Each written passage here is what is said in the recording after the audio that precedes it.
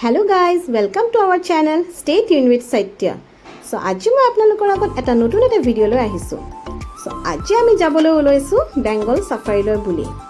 Bengal safari শিলিগুৰিৰ পৰা দাৰ্জিলিং আৰু সিকিম যোৱাৰ ৰাস্তাত পোৱা যায়. আমি এনেকৈ অটো এখন লৈ ললো ইস্কন মন্দিৰৰ ৰোডৰ পৰা আৰু অটোখনে লৈছিলে 200 rupees. So সেৱক ৰোড বুলি জনা যায় ৰাস্তাটো. বেংগল সাফাৰী 5th মাইল সেৱক ৰোডত অৱস্থিত. শিলিগুৰিৰ যিকোনো ঠাইৰ পৰা অতি সহজে যাব পাৰিব বেংগল সাফাৰীলৈ বুলি গাড়ীও পায় অটোও পাব এনেকৈ টমটম পাব অটোও পায় সো আমি এনেকৈ গৈ আছোঁ আৰু ৰাস্তাটো বিৰাট ধুনীয়া দেখিছে না আগত পাহাৰ এটা আছে আৰু এই ৰাস্তাটোত মিলিটাৰী কেম্প আছে দুই পিনে গছ পথাৰ তো এনেকৈ আমি গৈ আছোঁ বেংগল সাফাৰীলৈ বুলি সো শিলিগুৰি চিটিৰ কাষত 700 একাৰৰ জুৰি ভুৱনেশ্বৰৰ নন্দন কাননৰ নিচিনা ওপেন জু এখনে হৈছে এই বেংগল সাফাৰী আৰু আমি পালোঁ বেংগল সাফাৰীৰ এন্ট্ৰেন্স তো আমি টিকেট লৈ ললোঁ আৰু ইয়াৰ টিকেট আপোনালোকৰ ৰেট বেলেগ বেলেগ আছে যেহেতু ইয়াত বিভিন্ন ধৰণৰ সাফাৰী আছে এইটো হৈছে এন্ট্ৰি সো টিকেট কাউণ্টাৰত আমি টিকেট ললোঁ আমি এতিয়া গোটেইকেইটা সাফাৰী নলওঁ আমি অকল বেংগল সাফাৰী আৰু হাৰ্বিবোৰ সাফাৰী ল'ম সো আমাৰ টিকেট আছিলে 250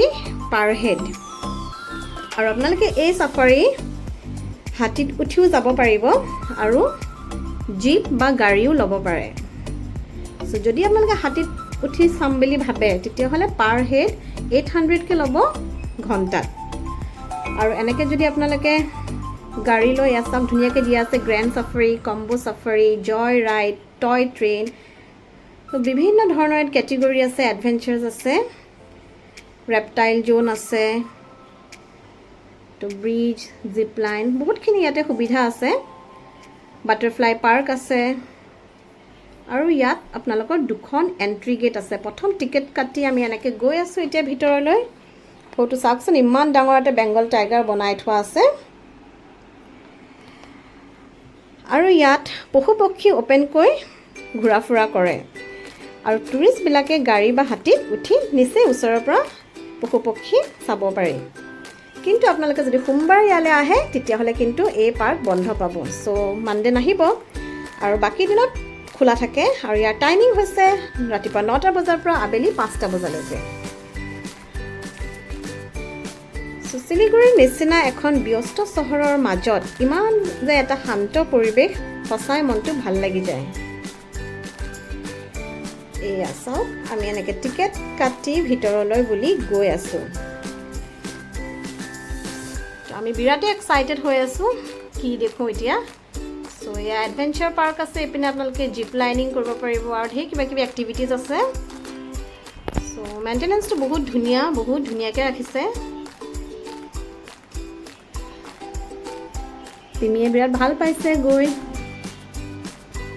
যিহেতু সৰু ল'ৰা ছোৱালীৰ কাৰণে জু বিৰাটেই প্ৰিয় তেওঁলোকে বিৰাট এনজয় কৰে আৰু আমি ডাঙৰবিলাকেও বিৰাট ভাল পাওঁ আৰু এইখন হৈছে ছুভেনিয়াৰ শ্বপ য'ত আপোনালোকে সৰু সুৰা গিফ্ট কিনিব পাৰিব চ' দেখিছেনে গাড়ীবোৰ ৰখি আছে আৰু এইখন এখন অ'পেন পাৰ্ক য'ত সৰু ল'ৰা ছোৱালীক খেলিব পাৰে সেই গাড়ীবিলাকতে আমাক লৈ যাব ৰয়েল বেংগল টাইগাৰ দেখুৱাবলৈ বুলি আমি এনেকৈ ৱেইট কৰি আছোঁ আমাৰ ট্ৰিপৰ কাৰণে আৰু তাৰে মাজত অকণমান ভিডিঅ' কৰি আছোঁ পৰিৱেশটো আপোনালোককো দেখুৱাইছোঁ আৰু আমি নিজেও কেমেৰাত সাঁচি থৈছোঁ এয়া পিংকি চাওক কিবা কৈ আছে তাই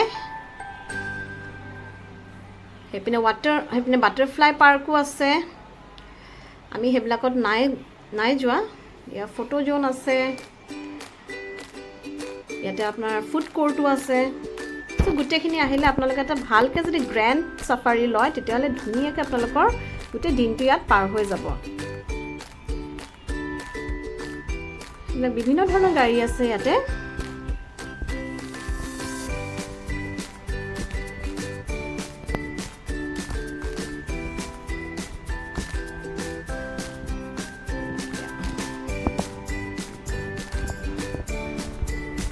চব পিনে আপোনালোকৰ গছ আৰু এইবিলাক শাল গছ গোটেই চাৰিওপিনে শাল গছ সঁচাকৈ দেই শিলিগুৰিৰ মাজত যে এনেকুৱা এখন পাৰ্ক, ইমান ডাঙৰ এখন পাৰ্ক আছে ভাবিবই পৰা নাছিলোঁ। এখন ইমান ডাঙৰ ফৰেষ্ট। এয়া মানুহবোৰ ৰৈ আছে। আমাৰে গাড়ীখন লাষ্ট আছিলে, যিহেতু আমি আহি পাইছিলোঁ 3:30 মান বজাত। এয়া আহিন ৰখি আছে টাইগাৰ চাবলৈ। সেইদিনাখন বিৰাটেই গৰম আছিলে। এয়া আমি এতিয়া গাড়ীত উঠিলোঁ। আৰু এটা কি ভাল গম পাইছেনে, গাড়ীবিলাক একদম AC। ইমান ভাল লাগিলে আমাৰ এঘণ্টাৰ ট্ৰিপটো। অলপো আমাৰ অসুবিধা নহ'ল। এনেকৈ গ্লাছ মাৰিব দিলে। আমাৰ এখন ট্ৰেভেলাৰ আছিলে, মানুহবোৰ উঠাৰ পিছত এনেকৈ চবকে গ্লাছ মাৰিবলৈ ইনষ্ট্ৰাক্ট কৰিলে। আৰু যিহেতু AC আছিলে, আমাৰ অলপো কষ্ট হোৱা নাছিলে। সেইখন দেখিছে টয় ট্ৰেইন ৰৈ আছে। চ' টয় ট্ৰেইনত উঠিও আপোনালোকে অলপ ফুৰিব পাৰিব, কিন্তু খুব সম্ভৱ টয় ট্ৰেইনত আপোনালোক হাবিৰ মাজত লৈ নাযাব। এয়া আমি এতিয়া এণ্ট্ৰি কৰিম হাৰ্বিভ'ৰ চাফাৰী। ইয়াত আপোনালোকৰ ডিৰ, পিকক, এলিফেণ্ট, ভালুক এনেকুৱা ধৰণৰ আপোনালোকে জন্তুবিলাক চাব পাৰিব। চাওঁচোন আহক আমি এতিয়া কিনো দেখোঁ। নেদেখিবও পাৰোঁ, এইটো একেবাৰে ভাগ্যৰ ওপৰত কথা। চ' এনেকৈ আমি গৈ আছোঁ হাবিৰ মাজলৈ। ৰাস্তাবোৰ চাওকচোন কেনেকুৱা। চ' ইয়াতে জন্তুবোৰ একদম অ'পেনকৈ ঘূৰি থাকে। তো ড্ৰাইভাৰে আমাক কৈছে যাতে আমি বেছিকৈ চিঞৰ বাখৰ নকৰোঁ। যদি আমি চিঞৰ বাখৰ কৰি যাওঁ তেতিয়াহ'লে জন্তুবোৰ নোলাব। চ' আমি বিৰাট এক্সাইটেড হৈ এনেকৈ গৈ আছোঁ। দেখিছেনে দূৰত সেইটো এটা হৰিণা। চ' আমি এইটো প্ৰথম হৰিণা দেখিলোঁ এতিয়া।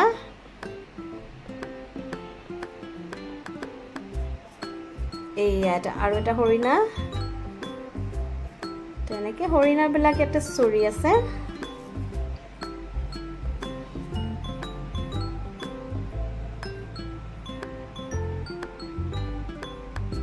আকৌ গৈ আছোঁ এতিয়া আমি ভিতৰলৈ। চাওকচোন হাবিখন গভীৰ হৈ হৈ গৈ আছে। আমি যিমানেই ভিতৰলৈ গৈছোঁ হাবি ঘন হৈ গৈ আছে।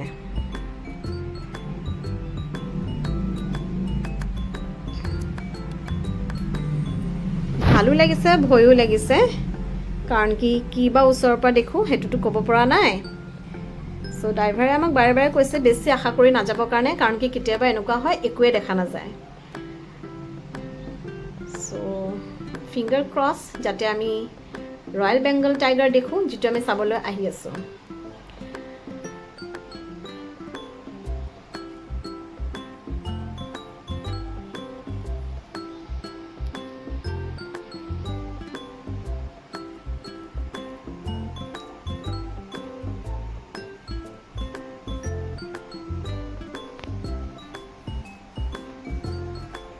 এতিয়ালৈকে পিছে আমি একো দেখা নাই আৰু হৰিণা দেখিলোঁ।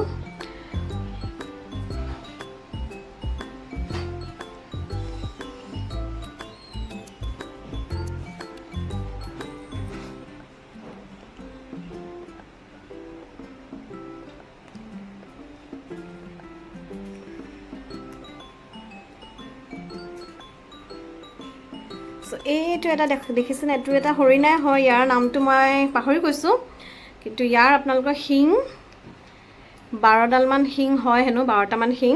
আৰু ই বিৰাটেই ডাঙৰ, ইণ্ডিয়াৰ চবতছে ডাঙৰ হৰিণা বুলি কয়। ইয়াৰ নামটো চম্বৰ আছিলে খুব সম্ভৱ। চ' আপোনালোকে যদি জানে মোক জনাবচোন চম্বৰ হয় নে নহয়। চ'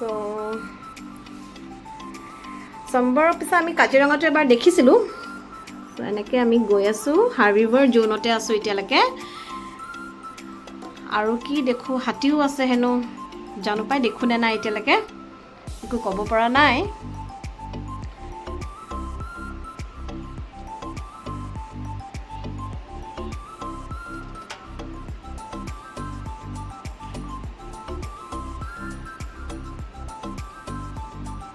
আমি আৰু এটা চম্বৰ পালোঁ, ওচৰৰ পৰা ভিডিঅ' কৰিছোঁ।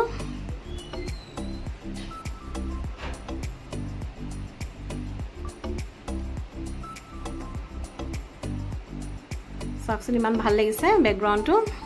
পাহাৰ আছে দূৰত, ইমান এটা শান্ত পৰিৱেশ, সঁচাই বিৰাট ভাল লাগিছে। এনেকৈ গেট আপোনালোকৰ বাউণ্ডেৰী দিয়া আছে প্ৰত্যেকটো জোনৰ মাজে মাজে। আমি এতিয়া হাৰ্বিভৰ জোনতে আছোঁ। আকৌ হৰিণাই দেখিছোঁ।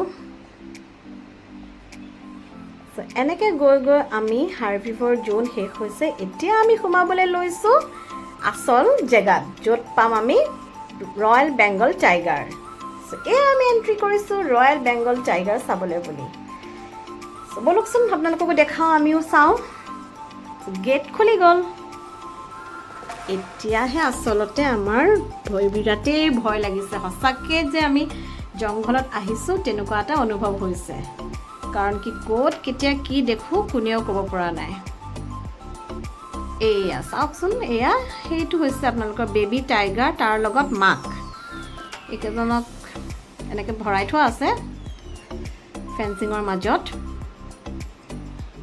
কিন্তু টাইগাৰবিলাক ইয়াত আপোনালোকৰ মুকলিকৈও থোৱা হয় চ' আমি গৈ আছোঁ সেই আগত কিবা এটা দেখা যেন লাগিছে চাওঁচোন বলক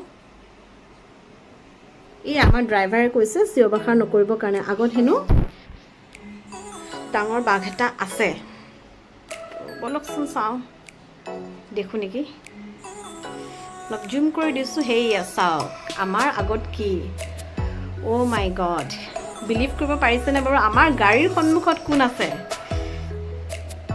king of all animals Yes royal Bengal tiger চাওকচোন টাইগাৰ গৈ আছে আমাৰ আগত কিন্তু টাইগাৰটোৱে আমাক একো আক্ৰমণ কৰা নাই সি নিজৰ ৰাস্তাত ধুনীয়াকৈ গৈ আছে আৰু আমাৰ গাড়ীখন পিছে পিছে গৈ আছে এইটো এটা বিৰাটেই ডাঙৰ টাইগাৰ আছিলে যাৰ কেজি হ'ব 350মান কেজিৰ ৱেইটৰ এটা বিৰাটেই ডাঙৰ টাইগাৰ আৰু আমাৰ গাড়ীৰ কাষেৰে এনেকেই গৈ আছে টাইগাৰটো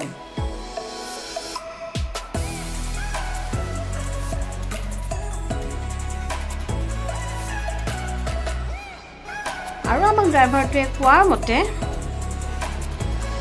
3 কিলোমিটাৰ মানৰ ভিতৰত দূৰত্বত অকল এটাই বাঘ এনেকৈ মুকলিকৈ থয় কাৰণ কি এটাতকৈ যদি বেছি ৰাখিবলৈ হয় তেতিয়াহ'লে এনেকৈ গাড়ীবিলাক যেতিয়া অহা যোৱা কৰে তেওঁলোকে গাড়ী চাড়ী উল্টাই দিবলৈ পাৰে কাৰণ কি এটা টাইগাৰৰ ৱেইট বহুত বেছি চাওকচোন এইটো কিমান প্ৰকাণ্ড টাইগাৰ একদম নিচেই কাষত আমাৰ খিৰিকীৰ তো এনেকৈ আমি টাইগাৰ চাই পেলাই গৈ আছোঁ আকৌ বিৰাট ভাল লাগিল আমাৰ ট্ৰিপটোত যে আমি টাইগাৰ দেখিলোঁ কাৰণ কি বহুতে এনেকৈ চাবলৈ আহি কেতিয়াবা টাইগাৰ নেদেখে তো আমাৰ টাইমিংটো বিৰাট ভাল আছিলে যিহেতু আমি একদম ইভিনিং টাইমতে আহিছিলোঁ 3:30 মান বজাত আমাৰ ট্ৰিপ ষ্টাৰ্ট হৈছিলে এক্সেক্টলি 4 o'clockত তো 1 hour ট্ৰিপ আছিলে আৰু সেই সময়ত টাইগাৰবিলাক এনেকৈ উঠিও আছিলে যিহেতু তো আমি এখন দেখা পালোঁ তো এয়া আমি বেংগল টাইগাৰ চাই পেলাই কাৰ্নিভৰ জ'নৰ পৰা আমি এতিয়া ওলাই আহিলোঁ এয়া চব পিমি আৰু আহিন টাইগাৰ চাই আহি একদম বিৰাট ফূৰ্তি তাহাঁতৰ পিমিয়ে হাতত ধৰি লৈ গৈ আছে আহিনক যিহেতু তাই বাইক দুয়োটা বিৰাট ফূৰ্তি দৌৰা-দৌৰি কৰিছে আমাৰো বিৰাট ভাল লাগিলে আজি ট্ৰিপটো আপোনালোকে যদি কেতিয়াবা শিলিগুৰি আহে এইটো ট্ৰিপ একদম মিছ নকৰিব এয়া হৈছে মাষ্ট ভিজিট প্লেচ শিলিগুৰিত